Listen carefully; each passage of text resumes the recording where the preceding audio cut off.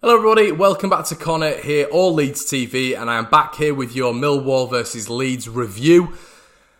Right, let's get straight into it. Is it the worst news in the world that we've lost to Millwall? No. Was it probably a little bit expected? Yes. Does it worry me a tad? Yes. Are we all overreacting a little bit? Probably. I'm obviously, I've done that many a time, but I feel like I don't overreact. I feel like it's just realism. Listen, I got up yesterday and I was expecting it. And I don't do that with Leeds. Every time we play, I'm always expecting us to win. I always predict we will win. I'm very positive before the game. I'm very complimentary to the opposition because I think sometimes when we go out as fans and turn around and say, we're going to beat them 4-0, we're going to beat them 5-0, that is just naive because we've only done that once in Marcelo Bielsa's entire tenure. So I think going out and saying that isn't the right thing to say. I think you've always got to respect the opposition as well because you've got to respect their qualities. You go down there, you know exactly what you're going to get. You're going to get a sellout. They will sell out for Leeds. They won't sell out for any other game in their calendar season. They'll pack out their little corner, the taxi corner I call it, where there's about a taxi load of them just stood in a corner screaming Mill, and they'll make the atmosphere good. They do that. Fair play to them. They make it very good. Down there, it's hostile. And what do? They get on top of you. Straight away. I've seen it under Christensen when I went down and we lost 2-0. I've seen it before, years on end, when I've been down with Ross McCormack and co when we've lost. Actually saw us win down there, which was mental, the 1-0 win. But they always come out every single time and it is their biggest game of the season. They know that, and they'll be the first to admit that. And it's hellfire and fury all the time when we play them. Every single time I've been down there, every time I've watched the game, they start on the front foot every single time. The atmosphere is always hostile. Now, I wondered yesterday whether or not we could deal with that. I'll get into the instances of the game in a second, but I wondered if we could deal with that. Have we got the presence of mind? Am I wrong about this whole mentality thing, which I've been banging on about? You get called negative and naive, but I think that's completely far from the truth. But I think I wondered if we could overcome. I wondered if we could overcome it and really go down there and batter them 3 or 4-0. I actually spoke to a couple of Millwall fans who said that they thought we'd batter them. I turned around and said, no way. Yeah, and that's not because of Leeds' ability, because we can batter them. We can batter anyone in this division. But we know the problems. We know the problem. A lot of talk this year has been about the XG and our Leeds' expected goals per game. I take that with a pinch of salt because the XG, okay, yeah, we can look at that. But at the end of the day, what does it matter at the end of the day? At the end of the day, at the end of the game, at the end of the week, you lose, let's say, 2 games in a week. And what, XG, yeah, but we should have scored this amount, but the chances are okay, well, we've known that for years now. We're very poor. Our chance to conversion rate is pretty... I think it's in the relegation zone at this minute. I looked at a stat on Infogol earlier on, and it's the bottom 4 of the division. The amount of chances we create and the conversion of those chances. Now, I said yesterday to manage that game and how I would have gone into it. Personnel wise, I don't think you could have done much different, to be honest, with the injuries that we have. Cooper, Forshaw, and co all out, but. We had a lot of injuries yesterday, and it's not an excuse. The excuses are going to come in a bit, but I thought there was enough in that team, experience-wise. The midfield, you've got Dallas experience, Cleek experience. I thought we'd have been able to control that a little bit more. They pack out the midfield, they always do, leave one up front. They've always done that against Leeds. Pack out the midfield, they make it narrow, and it's a small pitch. But we never took control of the game in the first 15 minutes. Now, I was sat here, I counted 4 shots on goal from Millwall in the first 15 minutes. Romeo had a chance, Thompson had a couple of chances, and Bradshaw scuffed one, I think it was just wide. So yeah, maybe not on target, but 4 shots. Leeds, we could barely get hold of the ball, and all Millwall were doing, they were getting it to Cooper and Hutchinson at the back, lumping it in the channels. And what were they trying to do? They were trying to gain territory. They were trying to make Leeds make mistakes at the back. They were putting it into areas that we never want it to be in. that he was getting knocked out for throw-ins near the corner flag or knocked out for corners, which obviously we don't want, being the set piece. Well, having the set piece weakness that we do. And they do it every single time. No matter Bielsa's there, they'll do it anyway. They did it when TC was there. They did it when Monk was there. They always do that. And it's a tactic that always seems to work for Millwall against Leeds. They put it in the corner straight away. The pressure's on. You know, the long throws come, the corners come, the balls into the box come. They pick it up. They're always... And for the first 15 minutes, what annoyed me was on the edge of the box and all this lot, it was they're winning the 50-50s. And Leeds... we seem to have to acclimatise to going down to the Den. We seem to have to, we're here, wow, this is atmospheric. This is atmospheric for a small ground. They've been the crowd's a bit robust. They've been a bit minging. I need to get into this a little bit. Let me get a feel. But Millwall are straight into it. They are straight into it from moment one. And I'd love a Leeds team just go down there one time and for the first 15, take out what happened, but for the first 15, dictate. Quieten the crowd, keep possession, because we've never done that. Even under this magician that we're under, we have never been able to dictate that game, ever. Last season, we were lucky to get away with the draw. You know, Harrison P rolled it in the last minute, but they were all over us. I think they hit the woodwork twice. And I just love Leeds because we have the capabilities, we have the personnel, we have the technical ability to do it. It's just about the mentality. Get down there, ignore it, focus, tunnel vision, keep the ball, do what you've done all season. Because we did it against West Brom. I know it's home, but we've had more problems at home. We've done it against teams this season. Just keep the ball, quieten the crowd. And we just didn't do that. There was a lot of hoof balls from Leeds. You know, there was a lot of interceptions, a lot of missed out 50-50s. They were winning the battles in the midfield. Jed Wallace was winning the battles against Alioski down that side straight away. Then you had, you know, the likes of Thompson, Small Thompson, winning the tackles and intercepting balls off KP.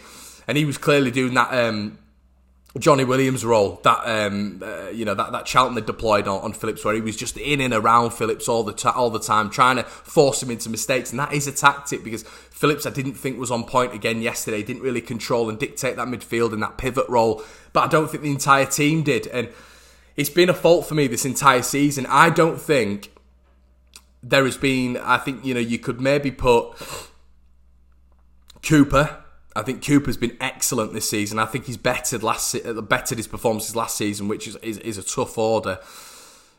There's Cooper and maybe Hernandez and Dallas. Not Hernandez, sorry. It's Cooper, Dallas, and I can't think of many more that are playing better than last season. You know, and that is a worry. That is a lot. It's a big worry. Obviously, the squad's been disrupted with injuries, but we know this is going to happen throughout the entire season. And I think players, you know, your likes of Click, you know, your Harrison, Bamford, even after his excellent performance in the week, I think Alioski, Douglas, they've got to step up. They've got to start stepping up, because the manager can do so much. You can't blame Bielsa. I mean, what more could he have done?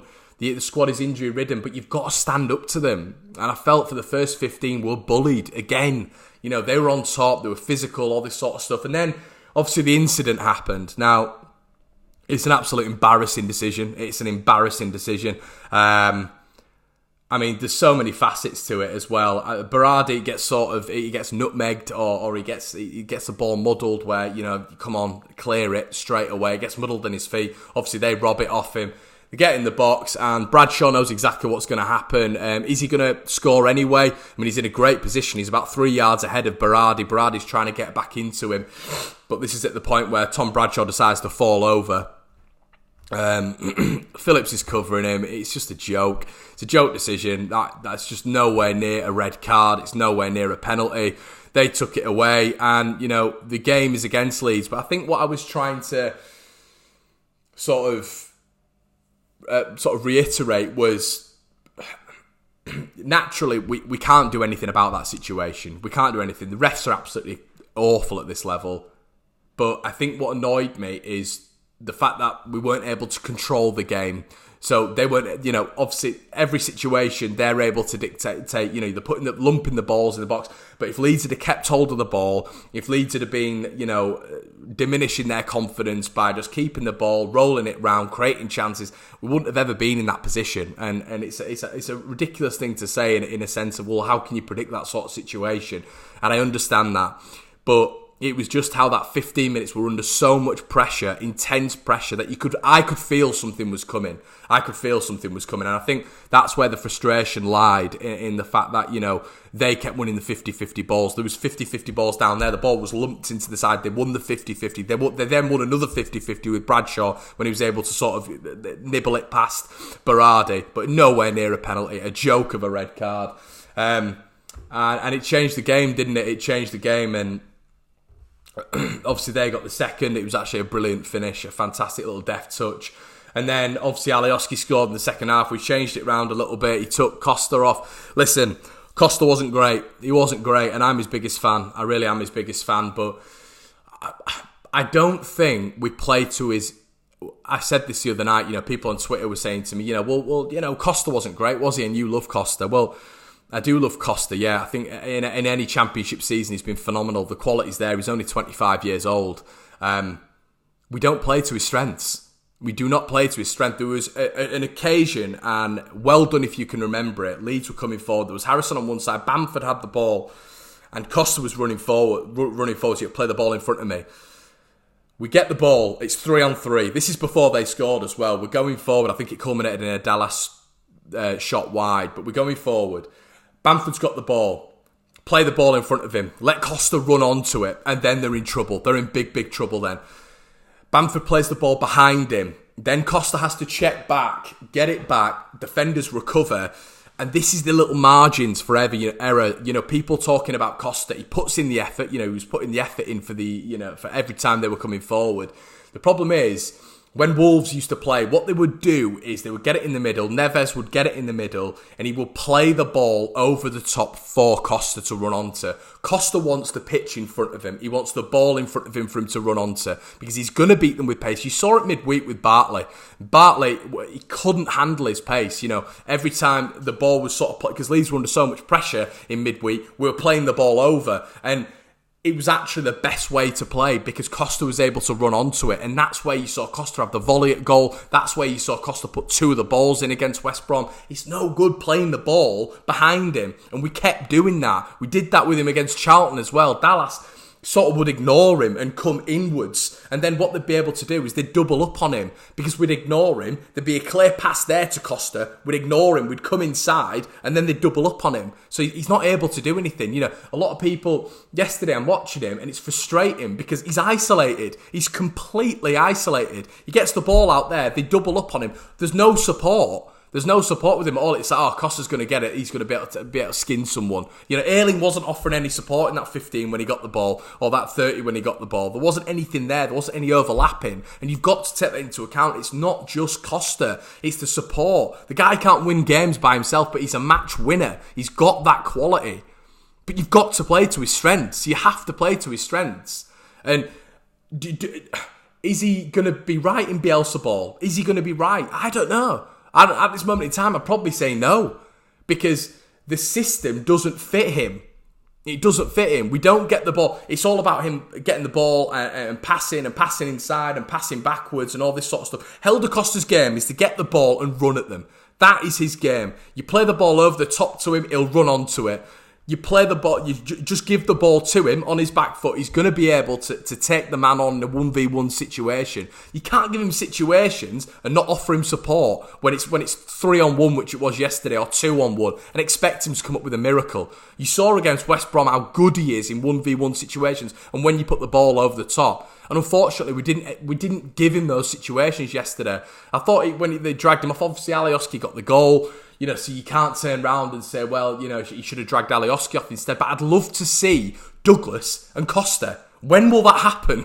When will that happen? 16-17 Wolves, where that left-hand side was the best left-hand side in all the bottom leagues. A lot of people saying that he can't play on the left-hand side. He can play on the left-hand side. He can play on either side. He can play up front, Costa. You've just got to play to his strengths. We've not seen enough of him yet. You play to his strengths and you're going to get a better Helder Costa. Now, you look at the other side. What I should do is I should get a clip and me saying the exact same thing every single time Jack Harrison plays and putting it in there. I'm not going to go wax lyrical about Jack Clark and putting him in there instead, because that's a bit of a weak thing to say, really. Jack Clark's not had any minutes this year. He's not shown anything. But so I just... There's nothing there for a winger. And we're not getting promoted with him on the left-hand side.